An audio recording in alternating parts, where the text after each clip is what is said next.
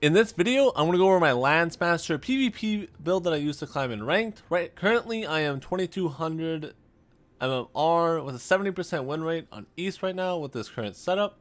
So without further ado, let's get right into the skill. Alright, we're going to start off with Chain Slash. You're going to want to get Swoop here. This is just extra mobility. And then Flash Click, extra mobility, and stun effect. Then you have Vault, extra mobility, stronger uppercut kick, and then Scoop for bigger AoE radius. Half Moon Slash, Stretch, Final Decision, and Blade of Tornado here. You get Red Dragon Slash, Quick Prep, Quick Slash, and Awaken. And Wheel of Blades, you're going to get extra mobility and tenacity here. You can go 10 points here for consecutive spin, which gives you an extra spin.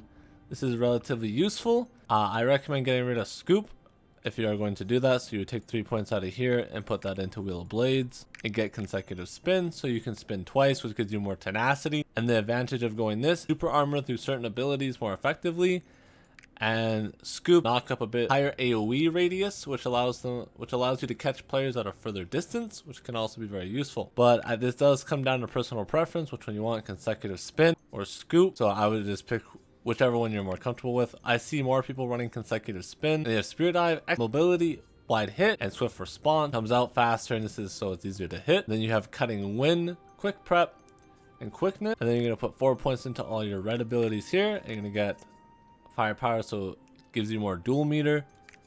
Swift Fingers increases the attack speed. Swift Fingers once again to increase the attack speed. Star Fall, wide angle, so you have a bigger chance of hitting people. Dragon Scale Defense. This gives the counter window a bit of a higher uptime, which is very useful. Mind Destruction, so on hit stuns foes for 3 seconds. Or you can run Absolute Defense. Blocks an attack that inflicts debuffs while defending Spear Thrust damage. So this basically gives you a tier 3 immunity, so like stuff like Frost won't CC you anymore, but you lose the stun. I've been using this on the East and I've been enjoying it a lot. I actually prefer to run this over Mind Destruction, but Mind Destruction is, in my opinion, the meta because more people run this. Same with Wheel of Blades, more people run consecutive spin than Scoop on Vault, just from what I've seen. And then Red Dragon Horn, reaction speed, so you can charge it faster. Spear Destruction, always crit. And then Aiming Distance, crit damage 100% on foes by the hit at the tip of the spear. This is very useful to give you a bunch more damage when you hit them with just the tip.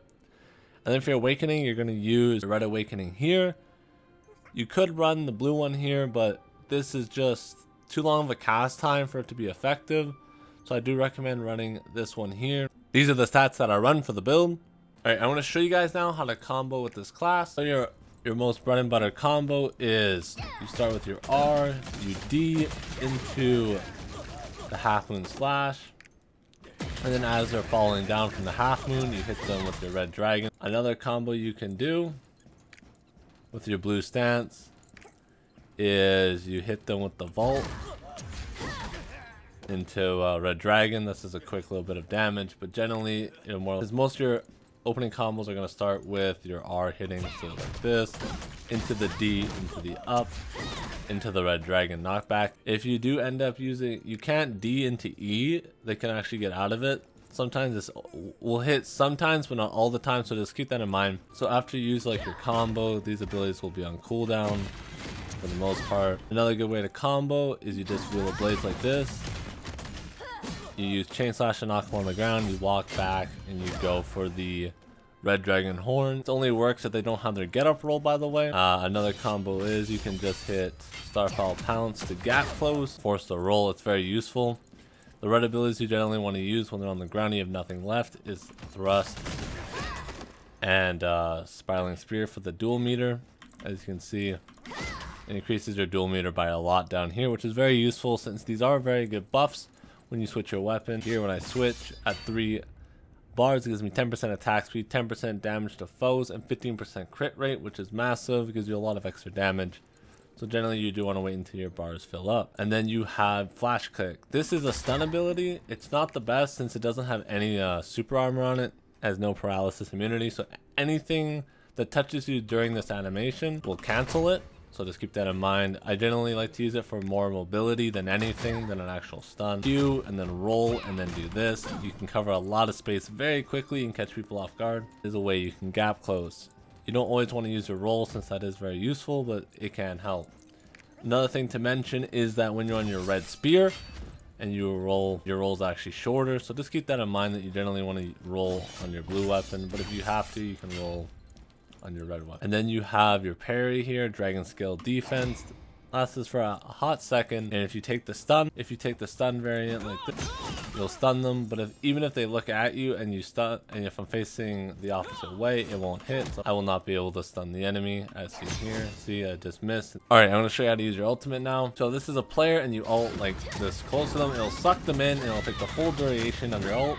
And at the end, you get to dash and knock them up. You can use it as just as a quick dash to get out of sticky situations, or as a quick dash to knock up your opponent. Your ult doesn't do a bunch of damage. It does about 45k around there, give or take 5k maybe, but it does just barely more than a critting spear. Your spear will generally crit for 35k, so just keep that in mind when using your ult. I like to sometimes use this as an escape, so say my teammates are dead and I'm all by myself, I'll just quickly ult away and avoid taking damage. If you guys did enjoy this and found this helpful, please leave a like and subscribe. That'd mean a lot to me.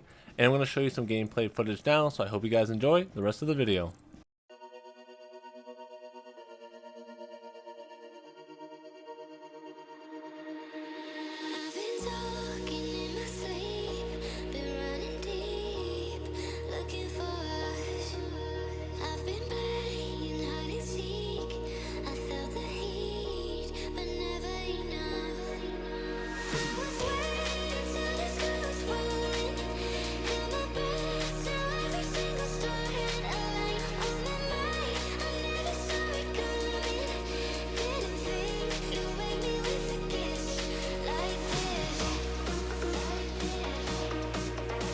Wow.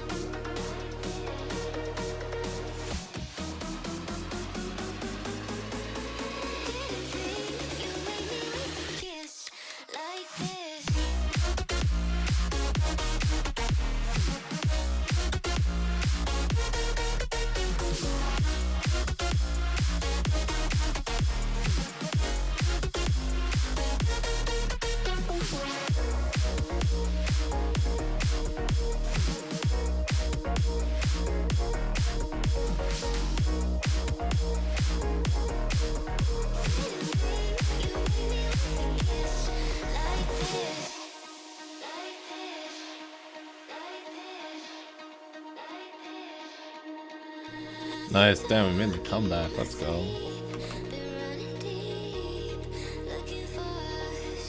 What's up, bitch?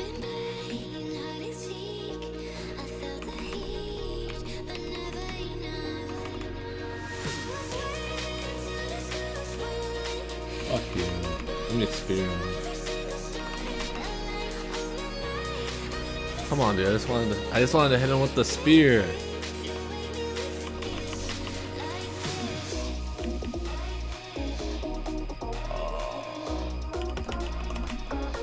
Oh wow. Damn, dude. I've literally got abandoned by my team.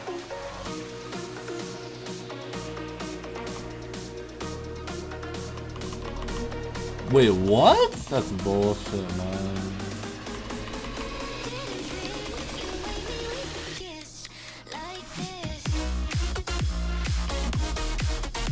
Damn.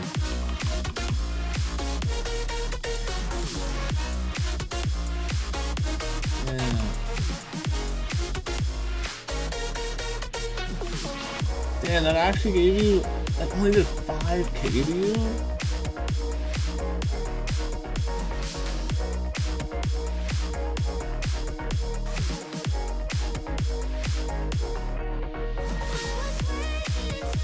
Ooh, baby!